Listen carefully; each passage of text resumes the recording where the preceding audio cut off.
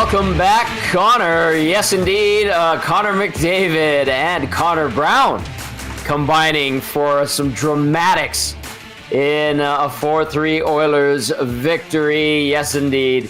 Edmonton that much closer to clinching a playoff spot. Calgary lost in overtime to Anaheim. So it's just a matter of time, maybe by Friday, as the Oilers could clinch against the San Jose Sharks. But tonight it's a victory over the red-hot St. Louis Blues, and we're here to break it all down on the GCL Diesel Oil Stream post-game show right here on Edmonton Sports Talk, your clear choice for Edmonton sports. Gazzola, Salas with you. Of course, Matt Kassian will be joining us shortly, and GCL Diesel is our presenting sponsor. They are the providers of the best diesel engine components around: turbochargers, injectors, fuel pumps to sensors. They are the critical engine component experts, proud to serve Edmonton and Northern Alberta for over 50 years. Hit us up on the text line, 780-218-9999. Get into the nasty chat as well. We want to hear from you as Edmonton gets the job done against the Blues. Hernan, Salas, the Latino Heat. Happy? Content? Good game, man. That was fun. Yeah. Back and forth. We got some rough stuff in the first. Hell yeah, we did. Connor McDavid's he's a machine, man. Like, he's comes in.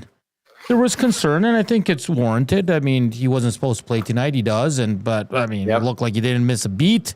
3 assists on the night, some secondary scoring. Podkolzin for the first time in a long time, and Connor Brown with 2. And Tom, did you notice 3 of the goals today? Where were they scored? Right in front, Hernan, Salas. Right in front. Right in front. Am I right? Did I win a prize? Yes, you do. I'll give it to you tomorrow morning when I see you. But thank you. Hey, you got to go to the net. Good things happen. And look at the goals they scored. 2 of them were like identical. Like Podkolzin and Brown's first one. The third one's just awesome. I did not want overtime. We've had a lot of late nights. We have. Credit to the McDavid line. I thought a lot of guys had good nights. Darnell Nurse was a beast. Once again, I thought he was great. Bouchard had some beauty passes. For playing with 5 D-men, they had their moments for sure. It was tough on them. Saw Emerson struggle a little bit there with probably a little bit more minutes than he's used to. The Buchnevich line was fantastic, man. Holy smokes, that line is going to be a problem for whoever meets him. I just want to say, D-Rock says the media is always doubting this team.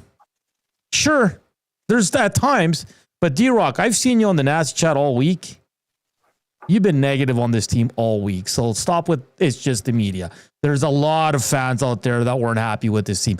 A lot, and you're one of them. So pump the brakes on throwing it out towards the media. Yes. I was alarmed. Yeah, D-Rock has been, and Shaggy has had a tough go of it lately. That's what I mean. Like, with the media.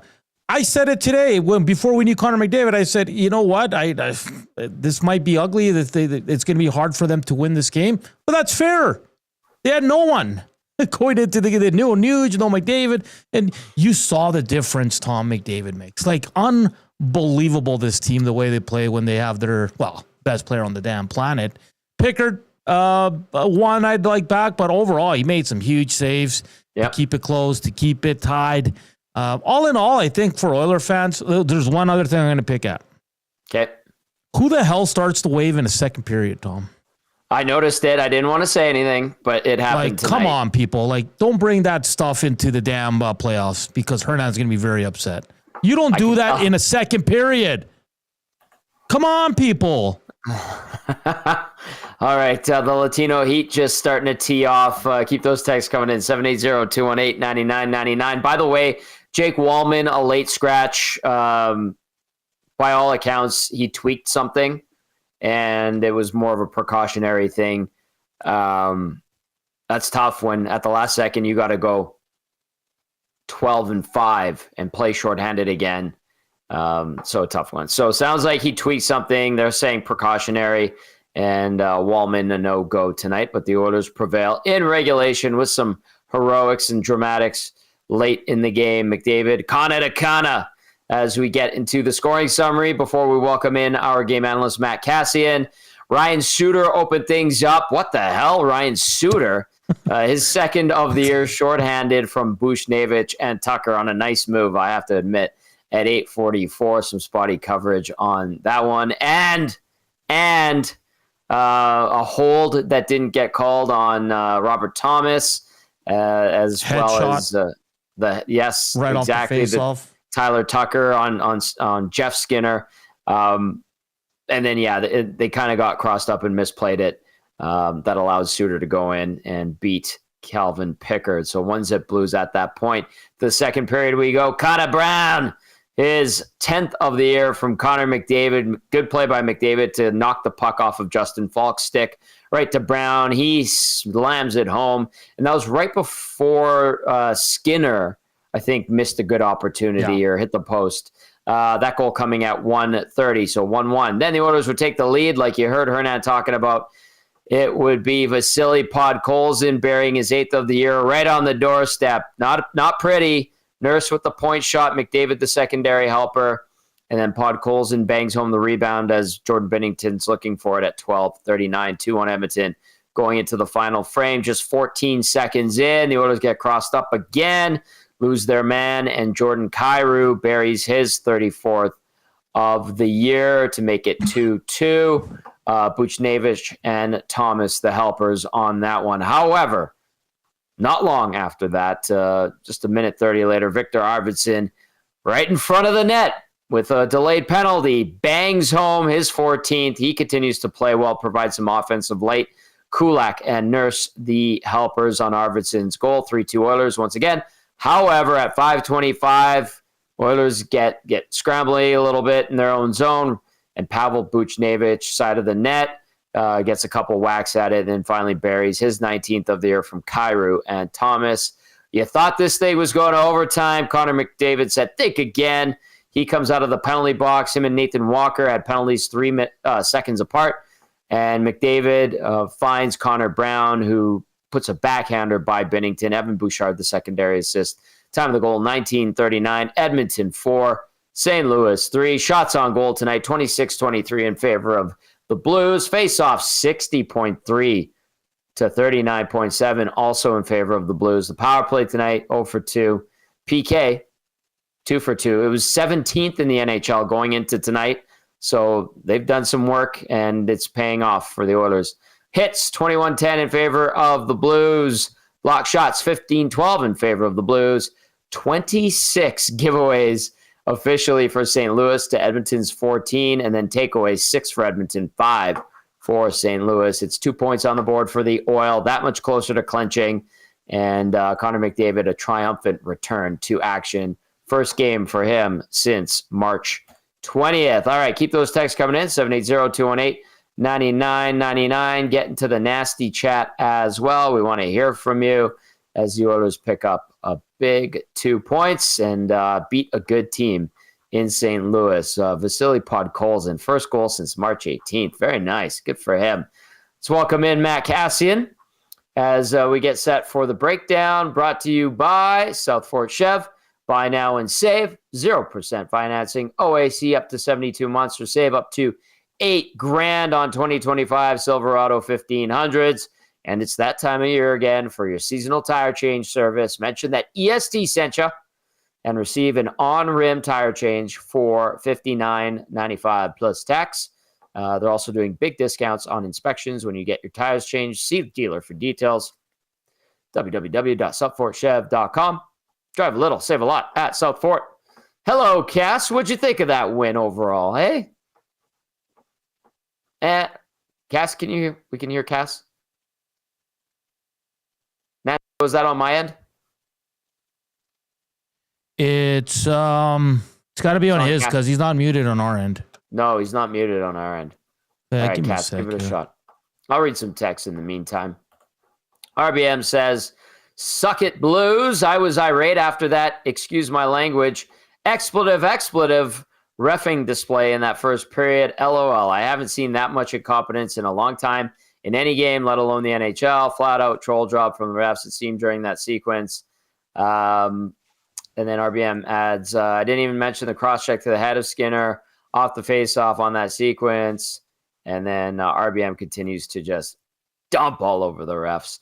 The Wolf says, my wife said it best. F yeah, no staying up late. And he adds, my wife said she didn't want to stay up late. Connor and Brown must have heard her. LOL. See what I did there. Yes, I do. Let's see. Is that good? You got me now? There you are. There you go. I don't know what's going on with that. I just had to unplug, plug back in. Welcome back, buddy. But it wasn't muted, so I know. Not my fault. Dusty says on the nasty chat, can't hear Kaz because his shirt is too loud. Hey-o. Dusty. Okay, Dusty. Go to bed, Dusty. I'll take it. I'll take it because we're in a good mood because it was a fun game. Like the first couple minutes, I was a little bit like could be a little bit of a slower, feeling out, quiet game, and then it got fun. And it got really fun, like with the Perry skate to Binnington, and then there's a little scrum. And I kind of feel, even for the Edmonton Oilers, like that woke the game up a little bit. Like that brought them into it. That pulled them into it. And at the end of the day, guys, Connor is just, you forget. And we shouldn't forget, but you forget when you don't see him for a couple games and he steps back out there and you're like, oof. Man, that guy. And he was feeling a little bit, the telltale signs of just the big crossovers, carrying it up the ice where it's, he's going to challenge everybody and anybody. And so a good, solid win. Nice to see Brown chip in with a couple. Still some stuff going on with their line rushes against, but gents, they win a hockey game and we didn't have overtime. That's great. It is the best part. Yeah. Hey, I just want to throw this, Brett Kulak, did you mention that, Tommy? No? I have not. Nope. 29 minutes tonight. Yeah. Like unbelievable, man. He's been so good this year. Yeah. And you said it too, Hernan. Darnell Nurse was fantastic tonight as well. I thought he had a really good game. I know he's on for the one goal against.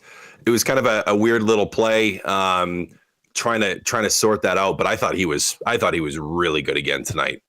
Nurse 28.06, Bouchard 28.15, like you guys said, Kulak 29.04, and then Emerson and Stetcher putting in a pretty solid day's work at 17 minutes for Emerson, 17.11 for Stetcher. By no means was it perfect defensively, but they got it done against the hottest team in the NHL in the St. Louis Blues. They do hand St. Louis their second straight loss. The Blues had their 12-game winning streak snapped by the Jets the other night, but the Oilers with a character victory against St. Louis. And I think a lot of people should breathe a nice sigh of relief, feel good about McDavid, who looked good like Cass was outlining. And now we just await the return of Leon Draisaitl, Matthias Ekholm, Stu Skinner, and Trent Frederick, obviously. So a good one tonight. All right, Cass, you talked about what had woken the Oilers up, and that was the skirmish. And listen, Corey Perry right in the middle of it shouldn't be a surprise to anyone. Do you think that happened just by chance, or do you think he said, I need to stir things up a little bit. Let me see what I can do. Because Binnington took the bait, if that's the case. Yeah. I don't think, I think it was just Corey Perry being Corey Perry. Like he was kind of going to the net. Binnington was down, but he was also outside of the crease. So he was down outside of the crease. Perry's trying to get to the net. He's going backwards. So he's outside of the crease, going backwards, and he bumps into him. So it pretty hard for me to say that Corey Perry meant to hit him right in the head with that. But he meant to get to the front of the net and meant to get in his kitchen. And I mean, he sold it after that first shot pretty good going down. Like he wanted to make sure that he drew the call, rightfully so. Good for him. And then the after part, like realizing what happened, knowing that St. Louis was most likely going to be a man down in the situation, then it was, well, let's try to do something here and wake it up. And he was tired at the end of the shift. I mean, you could see that in the fight. Neighbors was too. Like it was the end of the shift, and I could see, like with Perry's breathing, he threw one punch and then he was just holding on because I'm like, oh, he's gassed, he's exhausted. There's nothing there. But I don't. Do you guys think that was intentional? I don't think he meant to run into him. Now after that, he was like, oh, I'm going to turn this into something. Oh yeah, I liked how he was giving it to the bench after too. Yeah. Oh, yeah. That's fun. That was a nice way to spark the fire in the game, and it definitely worked. All right. Wallman, it sounds like he tweaked something, a lingering issue, precautionary reasons why he was held out tonight. Oilers win it, going 12-5. Connor McDavid looks like he got fired out of a cannon again. Connor Brown, a couple of goals. Vasily Podkolzin, a goal. Viktor Arvidsson, a goal. Have these guys also woken up, in your opinion, guys? Like, do you think that Arvidsson is turning into the guy that they thought they signed? Jeff Skinner, I thought, was around it tonight. It's nice to see Podkolzin score a rare goal. Like, where are we at with the secondary supporting staff starting to find themselves? Cass, you go first. Yeah, I was thinking you're going to ask Hernan first. Oh, that's Hernan, okay. so yeah, sorry, Hernan. Stat of the night from our boy Swain. The Oilers are 13-0-1 when Arvidsson scores. Okay. There you go. You know what your strategy is in the playoffs, boys? Let him score. Let him score. You'll probably win. Let him score. All right. Yeah. Cass, No, but Arvidsson, yeah, he's coming on. I think Jeff Skinner's been around it. I know we've been discussing a lot lately, Tom, this week on all the different shows, who's coming out when all the guys come back healthy. And we're like, well, we think it's going to be Skinner. I just don't see how you can take him out. He's playing great. Listen, he took the 10-minute misconduct, but it's the first one you're going to be okay with because he had a right to be upset. I love the fire he showed, and it's okay because you had 97 back in the lineup. But you're right. A lot of guys are stepping up. Connor Brown's getting hot. I mean, you still want to see a little bit more from Paz in terms of production because he plays a lot of minutes in that top six. But it was good for him to get off the schneid, give him some confidence. So it's a good sign that a lot of these guys that we anticipated in October were going to be great additions in terms of production are finally showing up at least a little bit here late on in the season. Yeah, and I think Arvidsson's the most important one of that, right? Like, because we just had nothing from him for so long. And so to have him finally start to have some consistency with scoring and being around a little bit more, that's hugely important because if you get healthy as a team and you want to go deep into playoffs, I mean, he absolutely is a guy you need contributing and you need to have around it. So it's good that he's been heating up. Building that confidence. And yeah, Podkolzin, I thought, did a good job tonight physically too. So it was good to see him rewarded for being around it and being physical. And guys, and Hernan, you mentioned it, I don't know how you take Skinner out of the lineup. I don't. Like, he may not be playing a ton of minutes in your top six, but guy just finds ways to score goals. And he just about had one with a beautiful move. Couldn't quite tuck it in there, but he beat Binnington with that. And he just finds ways to score goals without playing too many minutes. Typically, on most nights, you can't, in my opinion, take him out of the lineup. But it's a good problem to have, guys. Where we have to look at it and say, oh, I don't want to take that guy out. Ooh, I don't want to take that guy out. Ooh, I don't really want to take that guy out. The more that we have, the better. Sorry, Matthias Janmark, he's coming out. Ooh. No, I'm just kidding, Tom. I'm just kidding. How dare you? Yeah. Hey, Tom, and also, I'm not saying, because I know you talked to people in the press box. On the broadcast, they did say Wallman missed the game because he was sick. Oh, okay. Well, up in the press box, they were saying that he tweaked something. Because if he was sick, I'm worried because I sat and talked to him for 10 minutes. I'm pretty sure Jack said Wallman's out due to illness in the first period. Okay. Well, guys from the team were telling me that he tweaked something. So there we go. All right. 780-218-9999. Get to the nasty chat as well. I'll also add this. Now, listen, you can get a stomach virus. He did not look or sound sick when I talked to him. I hope to God, because I don't want to be sick tomorrow. Okay. Twitter Mary says, man, these late games are kicking my ass. This text says, hey, boys, it's been a minute. I promise I still listen, but my screen time runs out. Well, interesting game to say the least. Started out very sloppy, got better as it went on. Seems like a routine discussion, but we need to talk about Bouchard. Midway through the second, McDavid made a bad pass to Bouchard. However, there was no effort on the back check. Safe to say that Bouchard is not the player we saw in the playoffs. One more nitpick for me, these seam passes that are getting through, they need to stop. Sorry about the long message. Hope you all have a great night. Play La Bamba. Baby, I don't have a name on that text. Do you? Nope. No, I don't. Any thoughts on that text, guys? Bouchard, maybe. Yeah. Bouchard had some good offensive plays too. Yeah. Let's not all of a sudden expect Bouchard to be, Connor Brown speed, back check, bending his knees, deep leg, butt to the ice, Sidney Crosby type skating. Like it's not going to happen. So I don't really expect him to do that. And I get where some of that's frustrating. He did some offensive things that were pretty good tonight. That pass was ridiculous. I can't remember if that was the second period or the third period, but ridiculous pass. The seam plays, I think that's a fair comment, because one of the areas they seem to really struggle on the rush against is not having sticks in the right lanes. Like, it seems like their sticks are either back when the player's looking for a through lane, or they're in the front when the player's looking off their heel. Like, they don't seem to execute that part of their defense well on the rush against. So I get where you're looking at that and saying, hey, they need to do a better job of the seam plays. 780-218-9999. If you want Cass to break something down, let us know. We want to hear from you. Big Dave chiming in says, depth scoring wins games. It was nice to see some guys step up and be able to contribute with so many bodies out, and greasy net front goals are a nice thing to see from this group. 97 looks like he's feeling it right now. All around good game. Bring on the Sharks and a clinched playoff spot.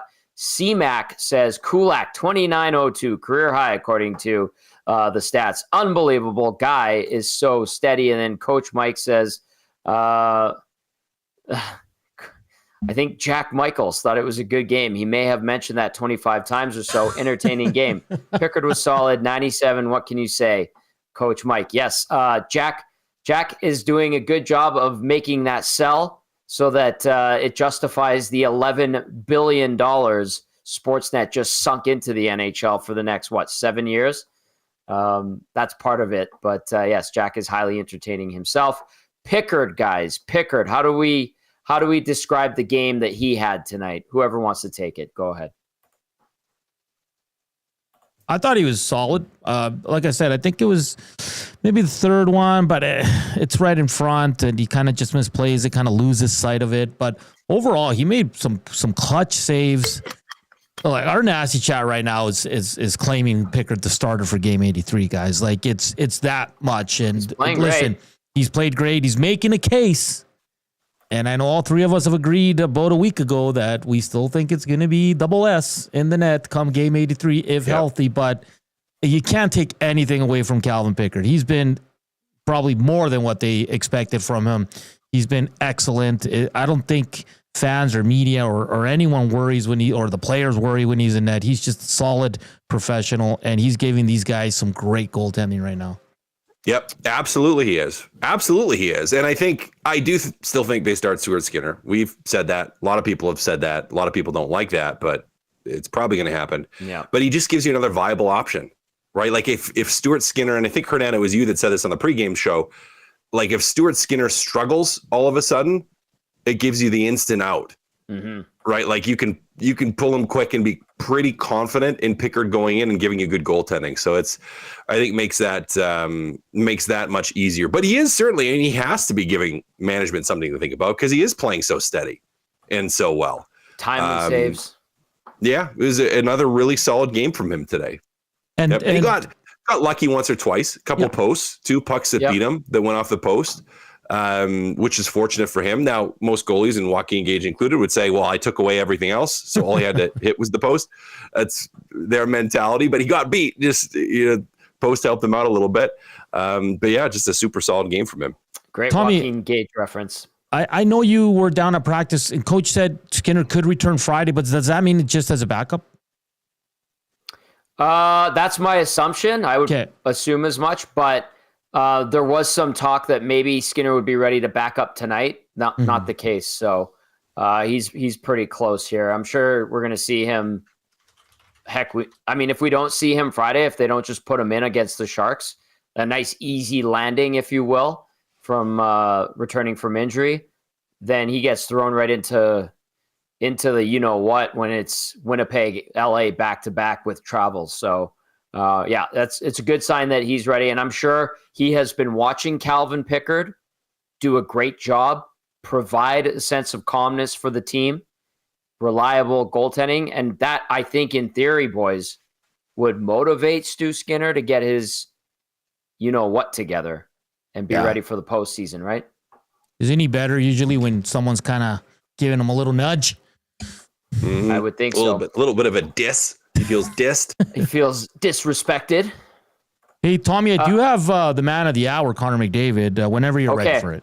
Let me get to these texts from Reid, who's down at the rink, and they're finishing up, and then we'll go to Connor McDavid. Just some housekeeping here. Reid will also join us in a little bit, like he does after most home games. Reid Wilkins texted me saying, Knobloch says the plan was for McDavid to play Friday, but McDavid felt he was ready, especially wanted in with Nugent Hopkins out.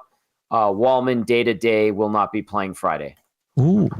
So if you're declaring he's not playing Friday right now, I think that's more than an illness. Yeah. So yeah. I like I said, he tweaked something.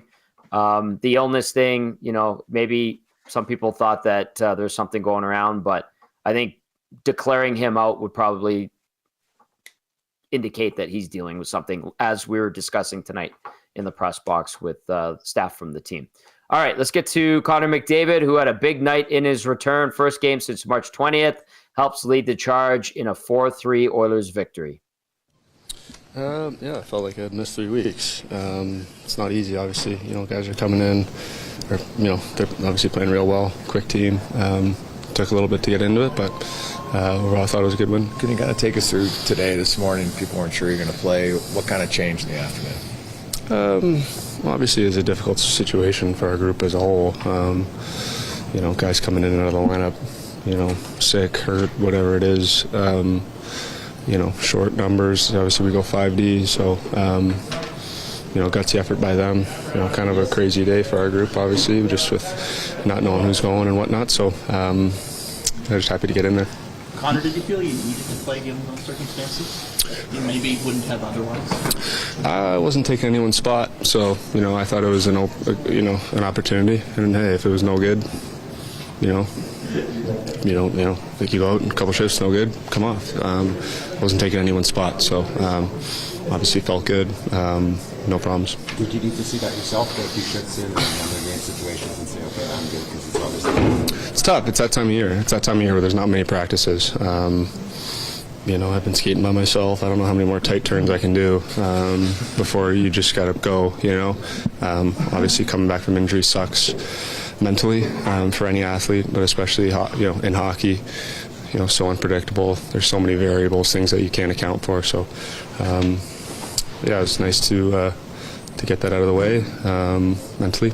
Is it something you're confident, Connor, that it's not going to linger, that once you're back you're okay, and it's maybe more of a mental hurdle than physical? We got a great medical staff here. I'm confident we're going to get everybody ready to roll when it comes time. Everybody's kind of on their own path. Everybody's kind of trying to, do whatever they can to get ready when it's real. Part of that for me is getting into games and feeling the puck and getting into different situations that only a game can provide. In 8 games, what was the toughest thing for you to get back to? Was the timing there, the hands? How did you feel this? Kind of everything. Timing is always, that's what guys always talk about. It's not something you can't even replicate in a game, skating by yourself, or replicate in practice, skating by yourself. So, the pep drills don't account for all that other stuff. So, it was tough. What's it like for this group to see a guy like Connor Brown score 2 big goals there, especially that winner with 20 seconds left? Massive, obviously, and that's what it's about. Guys stepping up. We've had different guys step up throughout this kind of injury bug and sickness bug. A lot of guys are stepping up and playing good hockey and contributing. It hasn't been easy, obviously, but I thought the guys have battled hard. I know you guys, you'll make the best of the situation, but maybe not ideal coming down the stretch to not have the group together and get some consistent lines and such. What do you think that challenge would be like for you guys to kind of be piecing it back together just as playoffs start? Well, then it falls on everybody as individuals.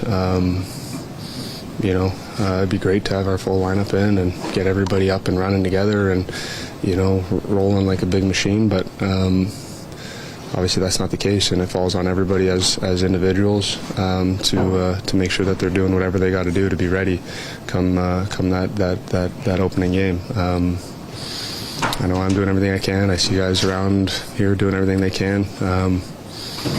Obviously not ideal timing, but we're a good team in here. We'll figure it out. 4 games left. Do you feel like there's still time to figure it out? Do you feel like if tumblers can all fall into place in time here? We'll see. And ultimately, it doesn't really matter. When the gun goes off, we got to be ready or not. So, and I'm confident we will be. Last one here, Connor, on the injury. Just, you've been through a few before. You've come back from ones before. You know, you feel confident it's been sort of a learning process on the right way to do these things. I know it's probably a delicate balance between doctors and coaches and players. And what have you learned, and how did that apply today? There's probably better guys to answer this question, but what I learned today, you know, obviously it's a big unified group here. You know, medical guys, management, coaching staff, players here, medical guys are always looking out for what's best for the player, as they should be, as they always should be. And it's a player's job to be available and play and do his job. Everybody's just trying to do their job, and you know, I thought the system worked well today with lots of communication with all groups, and yeah, unfortunately I didn't get to do this in the morning, so apologize to you guys on that, but ultimately it was a busy day for sure.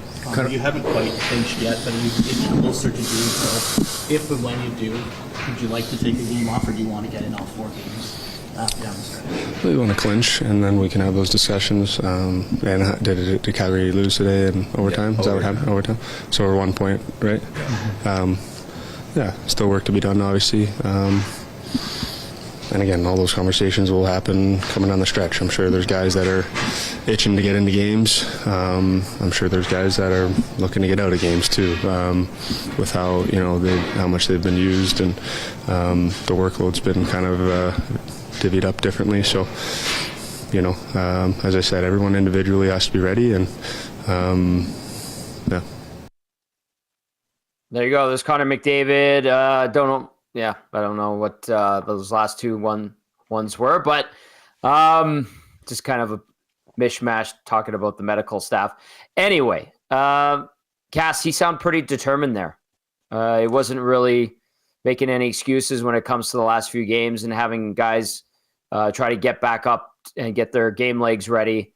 Sounds like a guy that means business.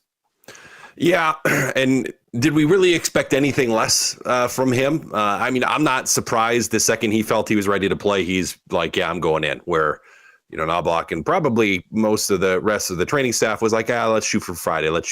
And he was like, nope, I'm going. It's Wednesday. I don't care. I'm ready to play. Nuge is out. Let's go. Listen, he's a guy that wants to win in playoffs. He wants to be healthy, yes, but he's competitive by the nature of what he does. And he's going to do what he can to be out there. So, and he is right. Being injured sucks. Doing those drills by yourself sucks.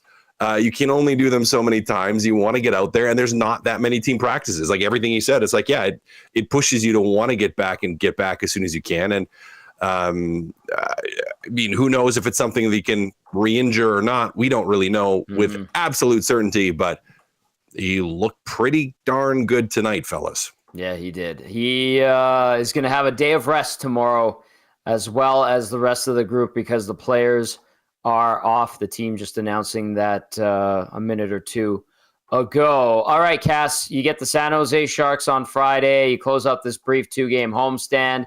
You hit the road for one on Sunday, and Winnipeg come back to take on the Kings. Then you wrap up the entire season schedule in San Jose on Wednesday. How do you look ahead to the next one here? You might have your goalie back. Maybe one or two other guys make their return. What's the game plan against a really bad Sharks team? Yeah, well, that's the game plan. Is you just lost to Anaheim a couple days ago, and yes, a huge win, big win here against the surging St. Louis Blues. But you want to lock up that playoff spot, Tom. Like you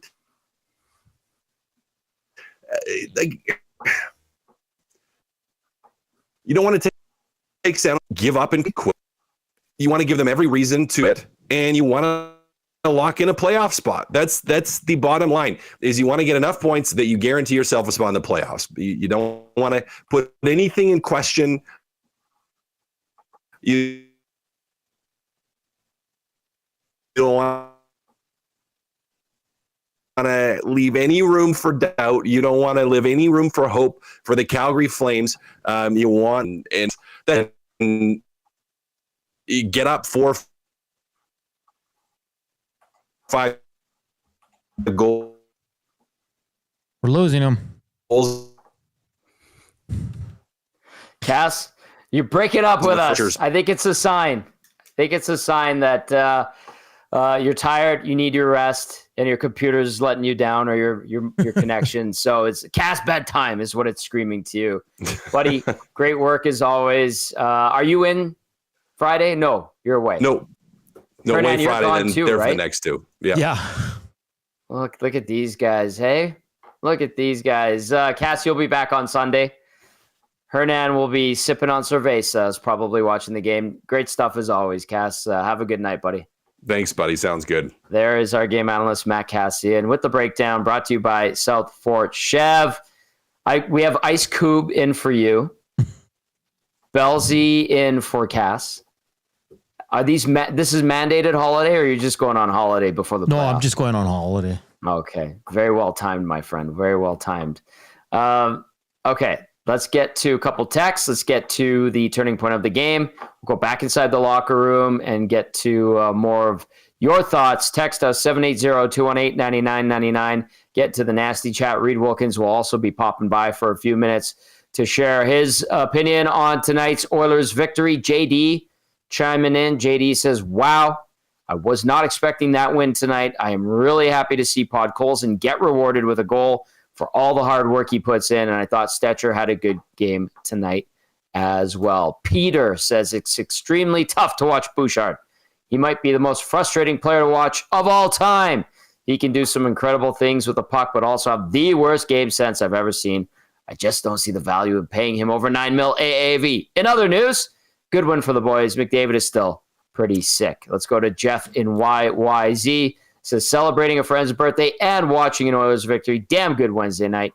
Jeff in YYZ. Nanso, do you want to add anything? Yeah, I did like what Connor had to say there. Like, Friday, but I was good to go. And when he said, he goes, I can only turn and do these little drills so much before I just got to go out there and try it. Right. And I think that was a concern for people like me and Cass and a few of the Nazis that were worried on the pregame show. But I mean, the guy is unreal. Like he's just, and then a little annoyed there with some questions that Connor usually gets, but it was great to see him. It was great to see him on the ice, and it's like Tom. It's so different, man. Like when he's in the lineup, it goes from 0 to 100 so quick. Then you get Leon. Hopefully, you get Trent Frederick because I'm probably so impressed with Trent Frederick's first 7 minutes as an Oiler that I want to see this guy playing 17, 18. Oh yeah. And a regular shift. So, and then you get Matthias, and hopefully, knock on wood, all Oiler fans light a candle tonight for Jake Wallman. Hopefully, it's nothing too serious because he's been a solid addition, Tom. And but they got depth. And just to add, LTIR was John Klimberg. I think they said that right before the game. He's on LTIR. Yes. So we'll see what happens there. But all in all, it was great to see the captain back, man. It's just fantastic. And then they can clinch Friday, right? Because they couldn't clinch tonight because Calgary got that damn point, right? They got that damn point. And Tom, I don't know if you saw, but they were up 3-1 with 4 minutes left. They got scored twice in 9 seconds. Yeah, they blew it. Even though fans or people who were texting into the show, and there were a lot of them saying, "Oh, I'm still worried they might not make it." It's like, relax. No, they're gonna win one of these games, and they did it tonight. So. Another big sigh of relief in Oil Country. Let's get to this text. Says, Boosh, not a good defender. Shouldn't be paid as one. He should be paid like a forward for his ozone abilities. $1 million per 10 points, as some people have been talking about. Put him at $8 to $9 million tops. Yeah, I don't know if that's going to fly. Probably not going to happen. What's with it's a noble thought, though. I don't know, but I keep seeing it. Like, trust me, we're not. Sorry, I got myself labeled as Matt Kassian right now. Let me change that real quick. Hello, Matt Kassian. Don't get me wrong; he has his moments. But I think tonight wasn't one of those nights compared to the other night, Tom. I thought he was better than. I mean, he was bad in Anaheim. Yeah, he had some wicked passes today, and that's his bread and butter. Like we all know that, but. Yeah, all in all, I don't know why Bouchard's getting ripped so hard tonight. I don't understand it. I don't think. I think. I don't know. I don't even want to theorize. There's a lot of these coming in, and I happen to be reading them by accident. So, but it is people's opinion, and that's fair. And that's why we do this show, is to share thoughts on this team. Troy chiming in says, Tom, I like the Hernan. Oilers grind one out. Thanks to Connor putting on a show for everyone tonight. Shanzi says, I'm absolutely thrilled at the effort this evening. The fact that this team's super depleted and went toe-to-toe with a legit playoff team and didn't get destroyed is promising. Also, I'm okay with starting Pickard in game 83. And then, yes, Mark was asking, and you confirmed, Hernan, that Klingberg to LTIR. No, Kane will not be ready, Mark. Mark asking if Kane's ready. No, that is not the case. All right, let's go to Connor Brown, or should I do the turning point of the game? What do you think? It's your call. Connor Brown's ready if you need. Well, let's go to Connor Brown then. Okay, just let me. Okay, here's Connor Brown, the game winner with 21 seconds left in the game. Big goals for you against the Blues. Timely. Yeah, no, it's always nice to score a timely goal like that, and I thought our line had a pretty good night, so it was a big win. When did you guys find out Conor McDavid was getting back in the lineup, and obviously what reaction? Well, we kind of knew that he was itching to play. He wants to play, and he's itching to play, so we knew it was just a matter of if they'd let him. So, I think it wasn't until we got to the rink maybe tonight. Yeah, he says, with the guys out again, you guys could have done 11-5 without him playing and him getting in there. Means, he was willing to try it. Did you have any confidence that, when did you feel like he was kind of back, or that he would be able to play the whole game? Well, I knew he would be fine once he got in the lineup. We've been practicing with him. I mean, him at 3/4 speed is quicker than all of us. So, the way he's crossing over and stuff. So, yeah, I don't think there was any sort of concern of, his ability when he got in the lineup. So, is that a captain's thing? The captain looks at his team. They're missing guys. Lots of guys here. He thinks he can play. Is that what captain? I think he's a true embodiment of a captain. Unselfish, hardworking, leads by example. So, yeah. You guys had some secondary scoring tonight yourself. You have some other guys, like meaningful win in that way too. You got lots of guys chipping in. Yeah, of course. That's what we're going to need, right? We're going to need that if we want to have success. And we've had bouts of that this year, and some times where it hasn't been. But yeah, it was some big goals. I think that. The last couple of weeks, I think a lot of guys have been finding their game, especially offensively. Rico's been looking great. Ardv scoring. Posey gets on. Skins has been, anyways, my point is that there's guys have been, finding a little touch with a little extra minutes. More of a concerted effort. You see all the goals right around the net tonight. A few rebound goals. Obviously, yours is right in tight. Was that part of the game plan against this Blues team to really have traffic in front? Yeah, I think so. I'd say we always want to get to the net, of course. I think we did a good job of getting there. Also, I think our D did a good job of getting pucks through, so that's a factor. Conor McDavid comes back. There's still a lot of guys out, and there's not too much time left. How are you kind of feeling about this group trying to come together and piecing it all together in time for the play? Extremely confident. I thought we had a good road trip together. I thought we bonded. I think. The level of belief is extremely high in our group. We understand that we got a lot of dogs and guys that are hungry, and 4 games left here. We got to punch our ticket here still, and continue to work. You mentioned. Run us through the Corey Perry Bennington thing from where you were watching. I just love it. I just love watching him go to work. Whether he's mixing it up or he's dangling behind the net, he's just a fun guy to watch. Fun guy to be teammates with. All right, that's Connor Brown, who had a couple of goals tonight. Ended up +3, 19:34 time on ice, 3 shots, and a giveaway as well. And I agree with him when it comes to Corey Perry. Kind of enjoyed that too, but solid night from Brown. And so he's talking about the depth as well, rising to the occasion. I think that's important. He being one of those guys. That's a good one. And then how about him saying, we knew when he showed up at the rink, he was in. Yeah, they know. They're like, we know he's itching to go, and it's not up to us, but Yeah, and Corey Perry, he's a hoot, man. Like it's crazy watching him how good he is. And like I said, I don't think he meant to knock Binnington on that kind of on that play, and Binnington went after him. And I'll say this, Binnington's lucky that everybody was holding Perry back because he was going to go at him. And guys like Binnington sometimes are going to have to answer the bell and can't get always saved by the linesmen and the refs and their teammates. Like, if you're a tough guy, then be a tough guy. Don't be a fake tough guy. So, and I know you're a goalie, but you want to take shots like that at forwards, then you got to answer the bell once in a while. So, good on Perry, though. Who fought? Who was it? Jake Neighbors. Jake Neighbors, man. What a player he's become, too. I remember watching him with the Oil Kings. I didn't think he'd be that feisty in the NHL. But good on him, man. What a career he's kind of working on here. And he can score, he can fight, he's physical. So good for him, too. But yeah, Corey Perry's becoming quite the legend in these parts. And who would have thunk even 5 years ago that would be possible? Hall of Famer, without question, that Corey Perry. All right, let's get to the Advantage Sports Medicine and Physiotherapy. Turning point of the game. You may not swing like Tiger, but at least you don't have to feel like you wrestled one.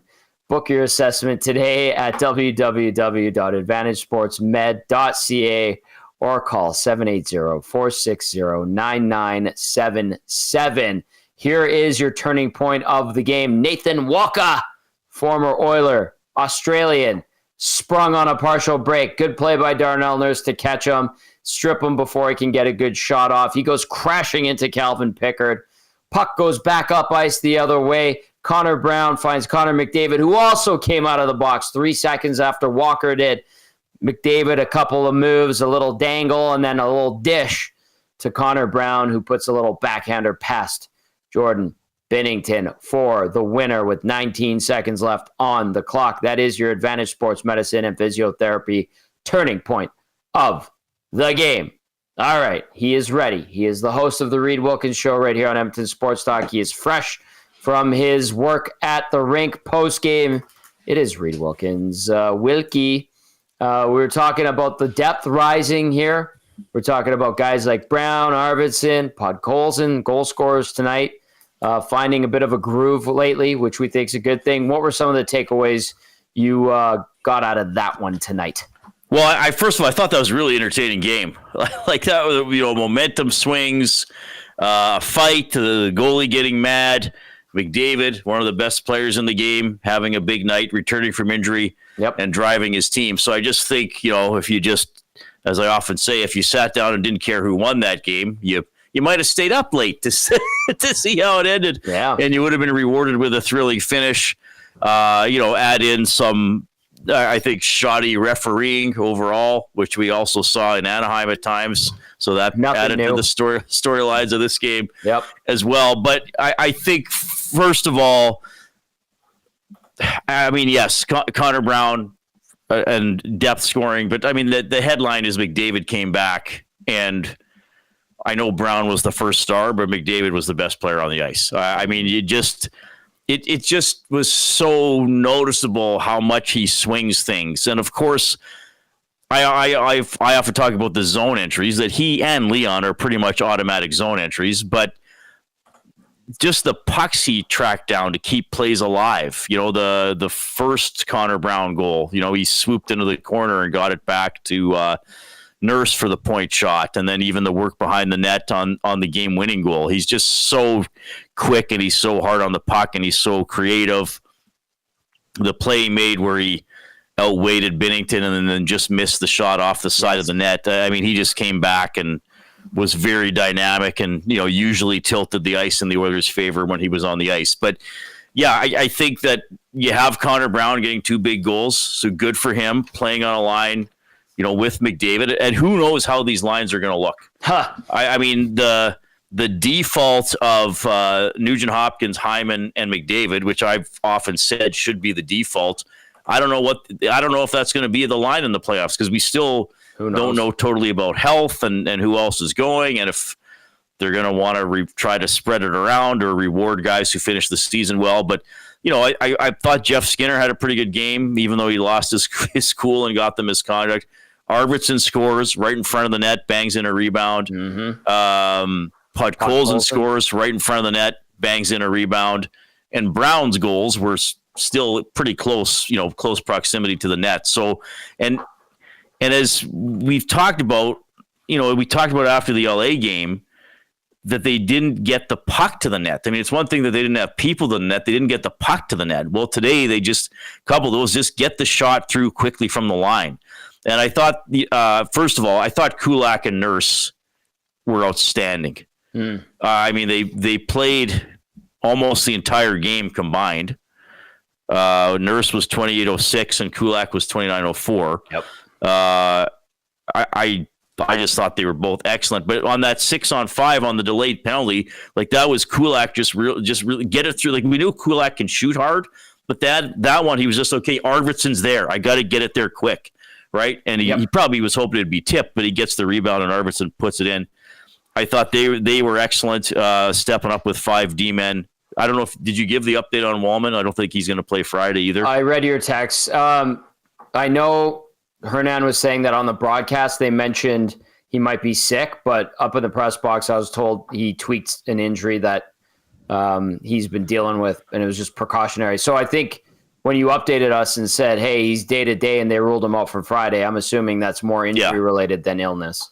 So I wonder now, is it Dineen coming up if Ekholm can't play?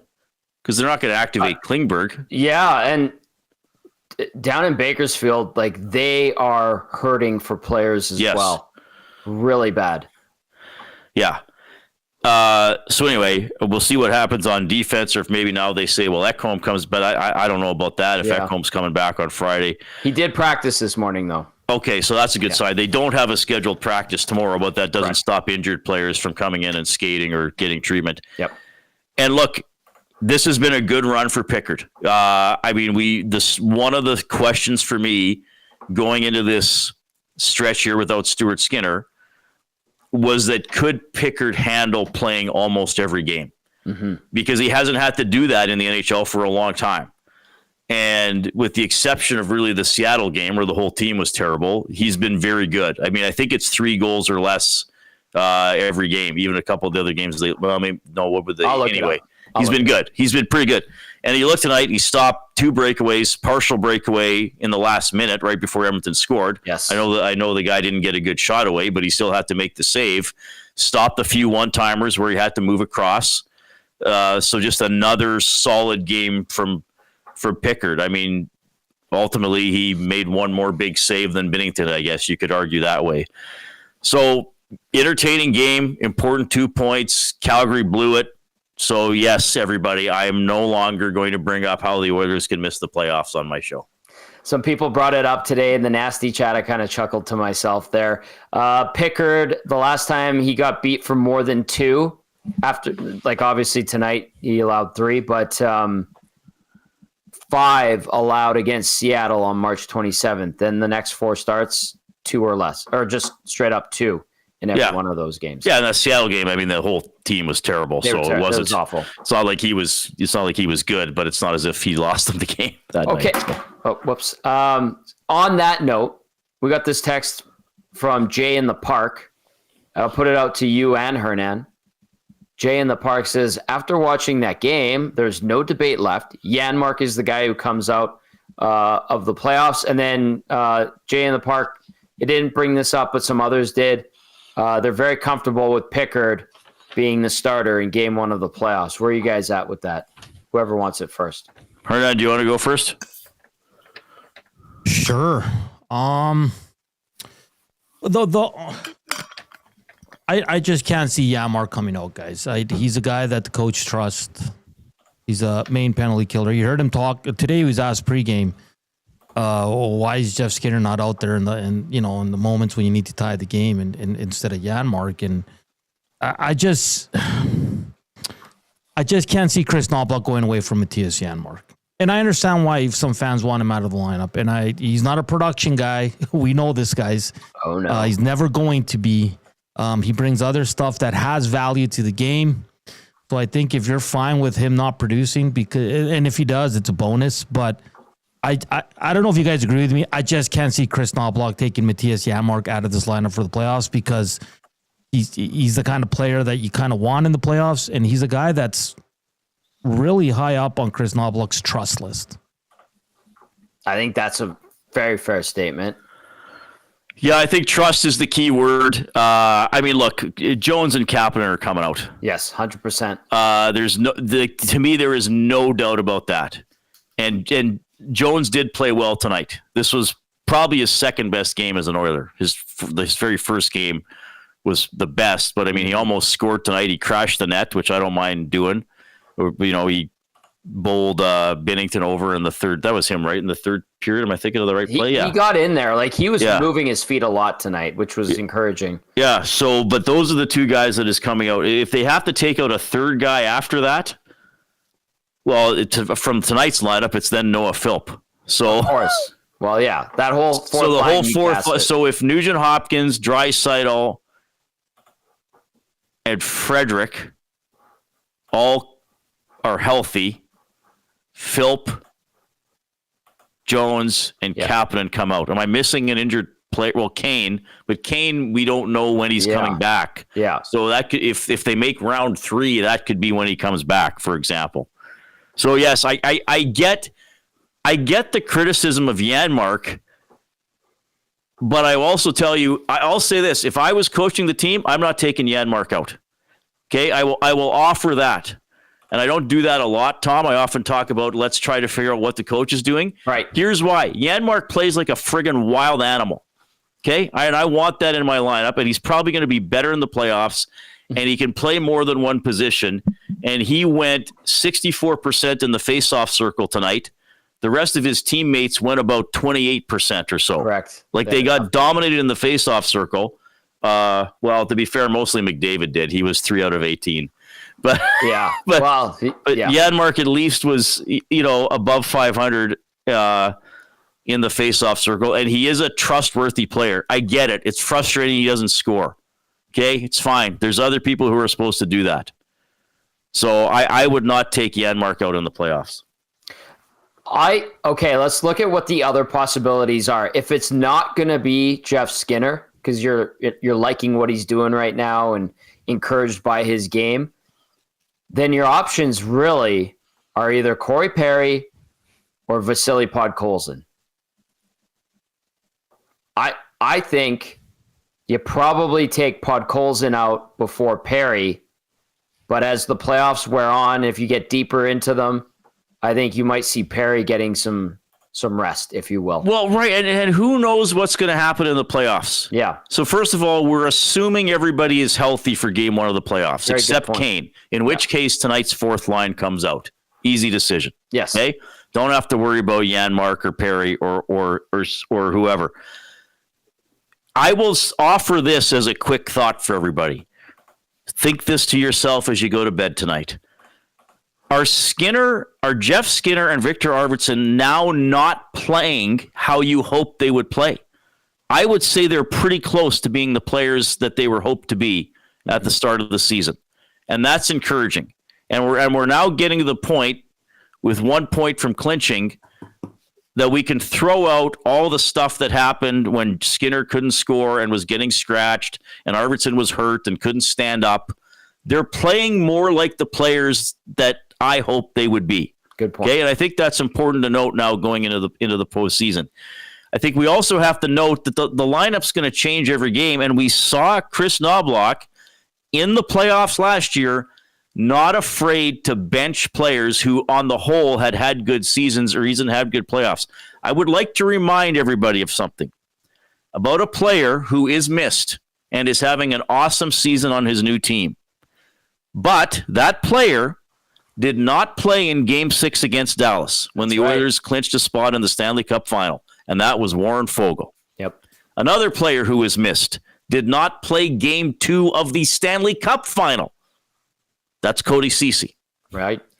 So we can talk about who's in and who's out, and yeah, maybe at some point Janmark will be out, but we've seen with Knoblauch, he doesn't decide a guy is scratched and then is never going to be back in. Even Jeff Skinner, as much as a lot of us has felt he's been unfairly scratched at times, he's come back in and he has improved. He looks a lot better. He looks like he's on the right side of the puck more and more involved physically. He made a great Daryl Sittler fake slap shot 1976 Canada Cup play and almost scored in the third period. So anyway, Knobloch will scratch guys. And if Janmark maybe is that guy at some point in the postseason, I don't think Knobloch would be afraid to do it. That's a fair point. Wilkins, Salas, and Gazzola with you. We got a little bit of time left here. Wilkie hopping on after doing some great work down at the rink post-game. Reid, let's take a peek ahead to Friday. It's the San Jose Sharks. It's the worst team in the National Hockey League. Your chance to clinch. How do you go about it if you're the Oilers? Play McDavid 35 minutes. That's a great idea. Seriously. I mean, honestly, this is the one encouraging thing. And, like, I don't know how they're going to do in the playoffs. LA could take him to school. I get that. I get all the concerns. But there have been some positive signs over the last 10, 12 games, except for the Seattle debacle, where they've simplified. They haven't made a lot of huge mistakes. They've worked in the offensive zone. They've kept it simple. They've got the puck in. They've got it to the net. They've scored some playoff-style goals on deflections and rebounds. So don't take that for granted against the Sharks, because San Jose hung in there I can't remember when they played last week. San Jose put up a good fight last week, and I expect them to play with pride. But keep playing that way, and don't. And this is the great thing. Hopefully, if the good, I don't want to say great, but the positive thing about McDavid and Draisaitl being out is that they were in a situation where we can't wait for Connor and Leon to make a play.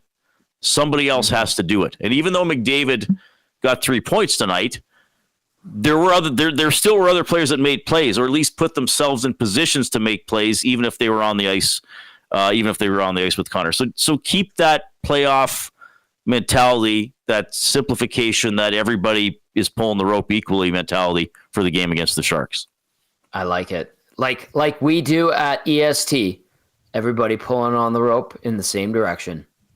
Very much so. I love it.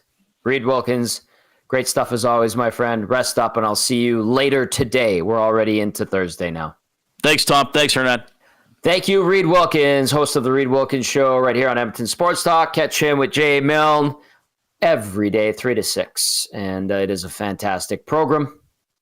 I highly, highly recommend it. Latino Heat, you ready to wind this puppy down? Yes, sir. All right, let's get to the Damon Bunting Real Estate Player of the Game. Damon Bunting, consistent, top-producing real estate agent in the greater Edmonton area for over 17 years. He is community-driven, and he understands what it takes to make a difference in our city. Check him out, DamonBunting.com, or visit his Instagram at Damon Bunting Real Estate. That man moves property like it's no one's business but his own. He's absolutely tremendous. Great guy as well. Nancito, take it away. Your last one for a little while. Yeah, easy one. The captain, El Capitan, Conor McDavid, 3 assists on the night. Was brilliant, was flying. Over 20 minutes of ice time. He was just fantastic. Like, it's great to have him back. Great to see him back on the ice. And hopefully he gets in a few more games, maybe sits out the last one to get ready for round 1 of the playoffs against the LA Kings. So Damon Bunting, player of the game for the agency, is Conor McDavid. Nicely done. Nicely done, Hernan. Let's go to a few texts as we get set to say good night. Norman at Combine says, another great show, guys. Bit surprised they won, but good. Hernan, if I don't catch you, have a great trip. See you when you're back. Runner says, Bouchard had to play at the blue line, lived up to the name. Old man Bouch. Did he take the wheelchair ramp on the back check? A lot of Bouchard hate today, even though I thought he cleaned it up, especially compared to Monday's game where it was not good. Dirty Curdy says, thanks for the great show, boys. Checking in from Christchurch, New Zealand. Put it on the list. We got to dot that map. Depth scoring and the best street hockey goalie in the world appear to have taken us to the brink of a clinch. Let's get healthy and make a run, boys. From Dirty Curdy down in New Zealand. And Atif, who we saw yesterday at the Bids for Kids event at the Bell and Scona. Always great to see Atif and our nasties that were there. Says, how was the best post-game show in the city tonight? My brother Asif was at the game tonight. He said it was fantastic and what a great win for the Oilers. It was a very exciting game. The thing I heard is YTT was in the building, and now Atif is upset at YTT more so than before, but he does understand that YTT was in the press box. He could have come and said, hi, how did you guys think Conor McDavid looked on his return tonight? Yes, this was apparently from Asif through Atif's phone. And YTT was in the building. He was in the press box. I think he earned that chance to watch another game from up there. I could tell he was having a great time. And we think McDavid did so good that the Latino Heat gave him the player of the game. How's that? But the beef still exists. Natso, final thoughts from you. Yeah, last post game for me until the playoffs. So enjoy the 4 games. Let's see. Hopefully they get some bodies back, and I can't wait for game 1. Tom, it's going to be absolutely electric, like it always is. And Kings Oilers, baby, let's go. This is the last show you and I are doing together. We're not doing any other ones this week. Before you go, nope. Okay, no cigarettes. Okay, no, minimize the cigarettes. All right, that's my boy. That's going to do it for the GCL Diesel Oil Stream post-game show. The Oilers with a big victory over the St. Louis Blues, that much closer on the cusp of cementing their spot in the playoffs. They're going to do it. They get the Sharks on Friday night. The Sharks, the worst team in the NHL. Exciting game between the Sharks and Mini tonight. Couple of hat tricks, including Macklin Celebrini. We'll see if the Oilers can get that X by their name in the standings. We'll see if they get any more bodies back. And they're off tomorrow. That's going to do it. It's been a fun show. We appreciate you. Thank you for staying up late. For the Latino Heat and Matt Kassian and Reid Wilkins, I'm Tom Gazzola saying we will talk to you tomorrow. Good night, everybody.